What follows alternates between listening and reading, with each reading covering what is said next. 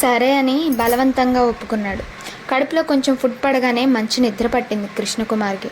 అందులోనూ టాబ్లెట్ కూడా వేసుకున్నాడు. మగతగా ఉంది. సోఫాలో చిన్న దిండు తల కింద పెట్టుకొని పడుకుంది విద్య. బాగా చెమటలు పడుతున్నాయి. జ్వరం తగ్గినట్టుంది. మెలకు వచ్చి చూస్తే టైం 4 అయింది. తన కదలికలకి విద్య కూడా లేచింది. హే విద్య, హ్యాపీ బర్త్డే విద్య అన్నాడు అంత నీరసంలోను. థ్యాంక్ యూ అంది. ఎలా ఉంది ఇప్పుడు అని అడిగింది సోఫాలో కూర్చుంటూ. బాగానే ఉంది. నువ్వు నిద్రపోలేదా? వెళ్ళి పడుకో, నాకు ఇక పర్వాలేదు అన్నాడు. దగ్గరకు వచ్చి మళ్ళీ చేయి పట్టుకు చూసింది. జ్వరం తగ్గినట్లు అనిపించింది. సరే, నేను వెళుతున్నాను, మీరు కూడా పడుకోండి. రెస్ట్ తీసుకొని కొంచెం లేట్గా లేద్దాం, ఇవాళ పనేమీ లేదు కదా అంది. అవును విద్య, నేనైతే 9కి లేస్తాను అన్నాడు. ఓకే బై, టేక్ రెస్ట్ అంది వెళుతూ. 9 అన్నాడు కానీ లేచేటప్పటికి 11 అయింది. మొబైల్ మ్యూట్లో పెట్టుకున్నాడు. రేణు నుంచి 3 మిస్డ్ కాల్స్ ఉన్నాయి. అమ్మో, కొంప మునిగింది. ఏమైంది మీకు, ఎలా ఉన్నారు అని కంగారు పడుతుంది. జ్వరం అని తెలిస్తే ఇక ఊరుకోదు. ఇప్పటికే చాలా మొక్కులు పెండింగ్ ఉన్నాయి వెంకటేశ్వర స్వామికి. ఏదో ఒకటి సర్ది చెప్పాలి అనుకున్నాడు. వాట్సాప్లో విద్య మెసేజ్ కనిపించింది.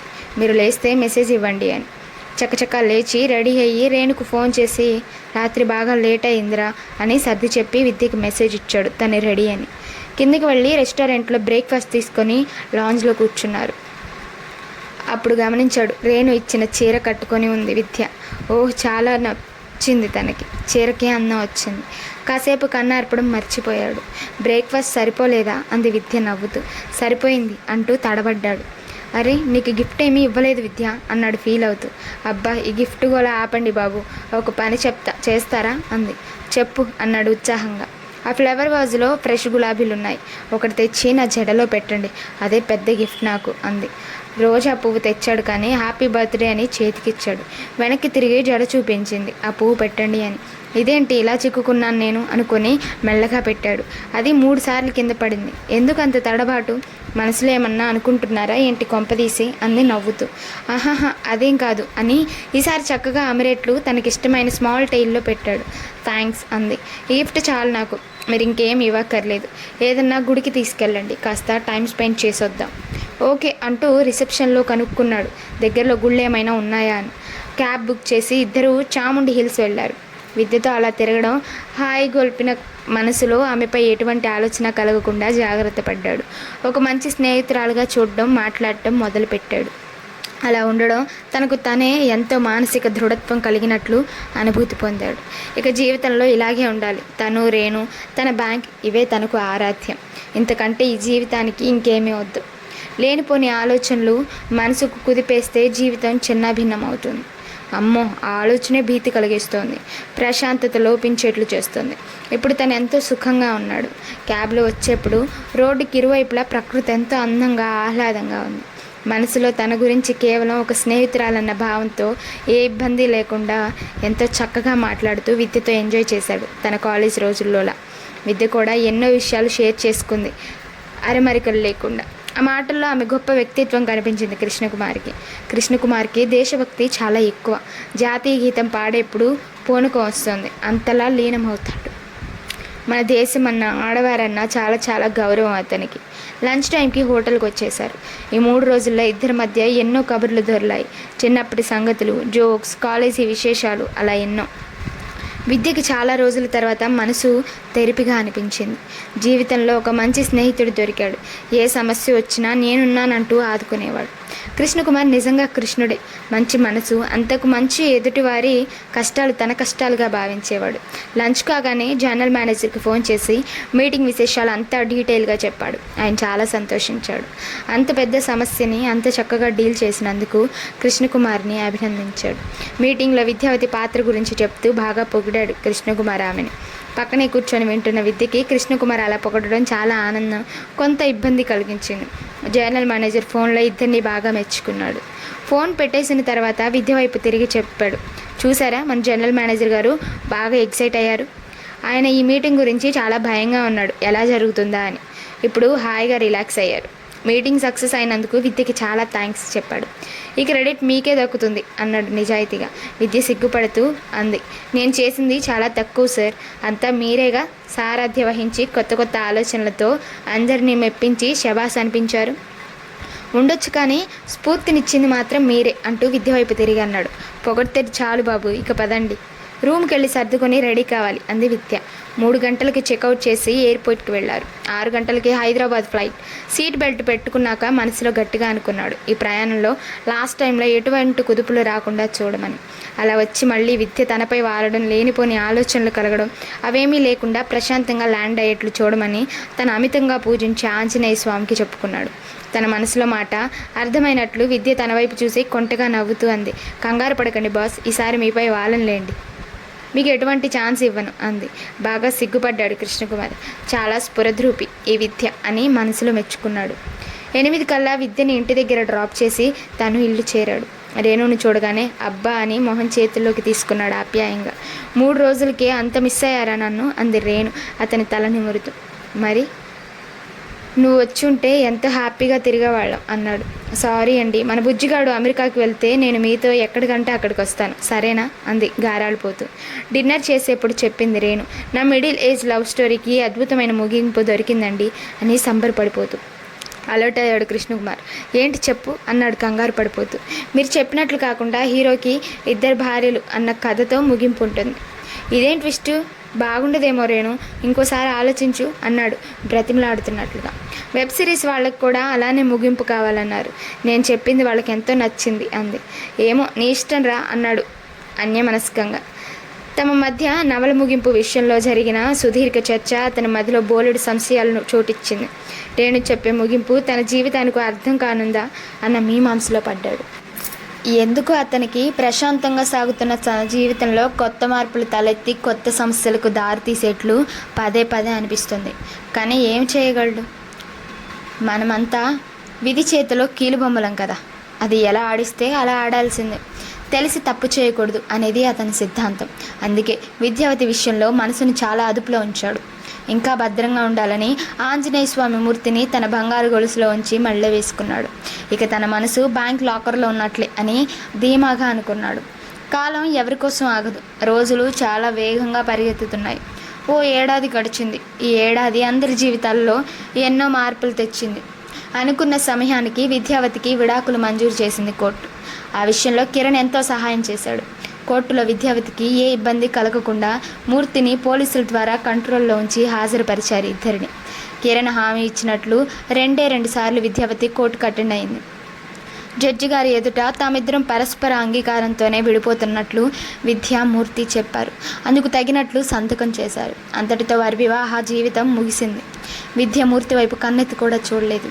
అతను పెట్టిన హింస గుర్తుకొచ్చి మనసులోనే కుమిలిపోయింది. తన అవస్థ ఏ స్త్రీకి రాకూడదని ప్రార్థించింది. పరస్పర అంగీకారంతోనే విడాకులు కాబట్టి కోర్టు వారికి ఏ అభ్యంతరము లేకపోయింది. సంవత్సరంలోపే విడాకులు మంజూరయ్యాయి. జడ్జిమెంట్ కాపీ కిరణ్ బ్రాంచ్కి ఇచ్చాడు విద్యకి. విద్య కోర్టుకి అటెండ్ అయ్యే 2 సార్లు కృష్ణకుమార్ తన కారులోనే పంపించాడు. డ్రైవర్ రాముకు కిరణ్కి మరీ చెప్పాడు ఆమె భద్రత ముఖ్యమని. కిరణ్ పోలీసు వారి సహాయం కూడా తీసుకున్నాడు. మూర్తి మళ్ళీ తన విశ్వరూపం చూపించకుండా. దానితో అంతా సజావుగా సాగింది. మూర్తిలో ఏమైనా మార్పు వచ్చే అద్భుతం ఏదన్నా జరుగుతుందేమోనని ఎదురు చూశాడు కృష్ణకుమార్. విడాకులు మంజూరయ్యేంత వరకు వాళ్ళ బ్యాంకులో తెలిసిన వాళ్ళ ద్వారా వాకప్ చేస్తూనే ఉన్నాడు. అతనిలో తను అనుకున్న మార్పు వస్తే విద్యను ఒప్పించి విడాకులు ఆపొచ్చు. కానీ మూర్తిలో ఏ మార్పు రాకపోగా అతని చెడు అలవాట్లు ఇంకా ఎక్కువై లివర్ డ్యామేజ్ వరకు వెళ్ళింది. అంత దూరం వచ్చాక ఇక తన ప్రయత్నాలకు ఫుల్ స్టాప్ పెట్టాడు కృష్ణకుమార్. విద్యకు విడాకులే సరి అయిన మార్గం అని అతనికి తోచింది. ఒకవైపు విద్య ఇవన్నీ గమనిస్తూనే ఉంది. కృష్ణకుమార్ చేస్తున్న సహాయానికి ఆమె మనసులోనే అతనికి వేల కృతజ్ఞతలు అర్పించింది. అతనికి సహాయం చేయడమే తెలుసు, కానీ ఇలా ఇన్నిసార్లు థ్యాంక్స్ తీసుకోవడం అంటే అస్సలు నచ్చదు. కిరణ్ జడ్జిమెంట్ కాపీ ఇచ్చినప్పుడు మాత్రం కృష్ణకుమార్ క్యాబిన్లో ఇద్దరికీ కలిపి థ్యాంక్స్ చెప్తూ నమస్కరించింది విద్య.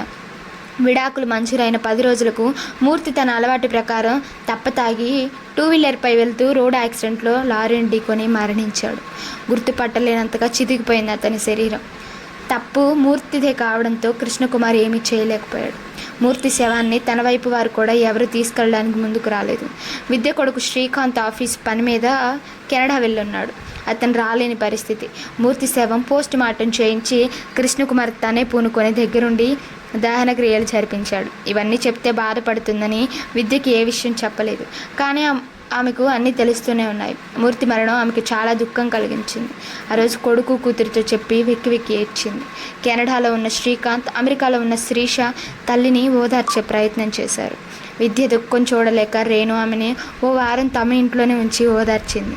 బాగా అప్పులు చేస్తున్న మూర్తికి బ్యాంకులో అప్పులన్నీ పోను 2 లక్షలు మిగిలాయి. వాటి కోసం అతని అక్క కృష్ణకుమారి ఇంటికి వచ్చింది. విద్య గది నుంచి బయటికి కూడా రాలేదు ఆమెను చూడటానికి. ఎందుకంటే తన భర్తని ప్రేరేపించి తనని హింసించడంలో ఆమె ప్రధాన పాత్రధారి. అందుకే ఆమె మొహం చూడడం ఇష్టం లేదు విద్యకి. 2 లక్షలు కృష్ణకుమారి ద్వారా మూర్తి అక్కకిచ్చింది. ఆమె దుఃఖం నటిస్తూ డబ్బు చేతిలో పడగానే వెళ్ళిపోయింది. రేణు చాలా బాధపడింది ఆ సంఘటనకి. మనుషుల్లో ఇంత మానవత్వం లేని వాళ్ళు కూడా ఉంటారా అని భర్త దగ్గర వాపోయింది కూడా. అన్ని దుఃఖాలు తోడవడంతో విద్యావతి ఇక ఉద్యోగం చేయడం తన వల్ల కాదనుకుంది. రేణు చెప్పి చూసింది. నేనున్నానుగా, నీకేంటి, నేను చూసుకుంటానని అంది. అందుకు విద్య ఒప్పుకోలేదు. తను ఒకరికి భారం కాకూడదు అనుకుంది. ఎలాగూ పెన్షన్ వస్తుంది కదా అనుకొని వాలంటరీ రిటైర్మెంట్ తీసుకొని తన కొడుకు శ్రీకాంత్ దగ్గరికి వెళ్ళింది ముంబైకి. వెళ్లే ముందు రోజు కృష్ణకుమార్ని తన ఇంటికి రమ్మని కోరింది. రేణు నేను ఇద్దరం వస్తున్నాం అని చెప్పాడు కృష్ణకుమార్. వద్దు ప్లీజ్, మీరు ఒక్కరే రండి అని బ్రతిమాలింది. కృష్ణకుమార్కి అలా ఆమె ఇంటికి ఒంటరిగా వెళ్ళడం ఇష్టం లేకపోయినా పర్లేదులే 5 నిమిషాలు ఉండి వచ్చేస్తాను అనుకొని వెళ్ళాడు. నేనేమీ మిమ్మల్ని ఇబ్బంది పెట్టనులేండి, మీరేం వారి వద్దు అని నవ్వుతూ ఆహ్వానించింది. ఓ మంచి కాఫీ తన స్టైల్లో పెట్టించింది. లోపల నుంచి చక్కగా ఫ్రేమ్ చేయించిన రేఖా చిత్రం తెచ్చి అతని చేతికిచ్చింది. అందులో ఇప్పటి కృష్ణకుమార్ పోలికలతో అద్భుతంగా గీసిన చిత్రం. అతని పాదాల దగ్గర పువ్వులేస్తూ విద్య చిత్రం గీసి ఉన్నాయి. చాలా చక్కగా గీసింది విద్య. మీరు ఇప్పటి పోలికలతో మీ చిత్రం గీయమన్నారుగా వచ్చిన కొత్తల్లో, అందుకే కొంచెం టైం తీసుకొని మీ చిత్రాన్ని నా సాయశక్తిలా గీశాను. మీరు నాకు ఎంతో మేలు చేశారు, అందుకు కృతజ్ఞతలు చెప్తే సరిపోదు, అందుకే అలా నా చిత్రం కూడా గీశాను. మీరు చేసిన సహాయానికి మీకు జీవితాంతం రుణపడి ఉంటాను అంది విద్య గద్గద స్వరంతో. ఓ థ్యాంక్స్ విద్య, చాలా బాగుంది ఈ చిత్రం. ఇక సహాయానికి వస్తే అంత పెద్ద మాటలు ఎక్కువేమే అనిపిస్తుంది నాకు. నీ మిత్రుడిగా నాకు చేతనైనంత నేను చేశాను, అంతకంటే ఎక్కువేమీ లేదు. అందువల్ల ఈ రుణాలు అలాంటి పెద్ద పెద్ద మాటలు వద్దు ప్లీజ్. జీవితంలో నీకు ఎప్పుడైనా ఎలాంటి సహాయమైనా నేనుంటాను నీ పక్కనే, అది గుర్తుంచుకో చాలు. నీకు అంతా మేలే జరగాలని నా కోరిక. ఎక్కడున్నా హ్యాపీగా ఉండు. రేణు మాత్రం జీవితాంతం నిన్ను వదలదు, అంతగా ఆమె నిన్ను ప్రేమిస్తుంది, తన తోబుట్టులానే నిన్ను భావిస్తుంది. మరి ఉంటాను అని బయలుదేరాడు కృష్ణకుమార్. ఈ ఒక్క మారన్నా మీ పాదాలు తాకొచ్చా అంది విద్య. నీ ఇష్టం అన్నాడు కృష్ణకుమార్. కృష్ణకుమార్ ఇంటికి వెళ్ళగానే రేణుకి విద్య ఇచ్చిన రేఖా చిత్రం ఫ్రేమ్ ఇచ్చాడు. రేణు అది చూసి చాలా సంబరపడింది. ఎంతో బాగుంది కదండి అని ఆనందం వెలిబుచ్చింది. రేణుది చాలా మంచి మనసు. కృష్ణకుమార్ ఆమె దగ్గర తన విషయాలు ఏమీ దాచడు, అన్నీ దాపరికం లేకుండా చెప్పేస్తుంటాడు చిన్నపిల్లాడిలా. రేణుకి అది ఎంతో నచ్చుతుంది, అందుకే ఇద్దరికి ఒకరంటే ఒకరికి ఎంతో ప్రాణం. ముంబై వెళ్లే రోజు విద్య ఆమె అక్కని రేణు మధ్యాహ్నం భోజనానికి పిలిచింది. కృష్ణకుమార్కి పదే పదే చెప్పింది, రేణు వాళ్ళిద్దరిని భోజనానికి పిలుస్తున్నాను, మీరు తప్పకుండా రండి 1 గంట సేపు అంది. పలుమార్లు ఫోన్లు కూడా చేసింది. బ్యాంకులో బాగా బిజీగా ఉండడంతో ఇంటికి వెళ్ళలేకపోయాడు కృష్ణకుమార్. విద్యకి ఆమె అక్కకి చీరలు పెట్టింది. రేణు ఎయిర్పోర్ట్కి వెళ్ళి విద్యకి సెండ్ ఆఫ్ ఇచ్చి వచ్చింది. సాయంత్రం కృష్ణకుమార్ ఇంటికి రాగానే అన్ని కబుర్లు పోసగిచ్చినట్లు చెప్పింది రేణు. విద్య వెళ్ళినందుకు ఆమె మొహంలో దుఃఖం కనిపించింది. మేహిత్ తను అనుకున్నది సాధించాడు. బీటెక్లో JNTU ఫస్ట్ ర్యాంక్ తెచ్చుకున్నాడు. చాలా మంచి మార్క్స్ వచ్చాయి. GRE, టోఫెల్లో చాలా మంచి మార్క్స్ తెచ్చుకున్నాడు.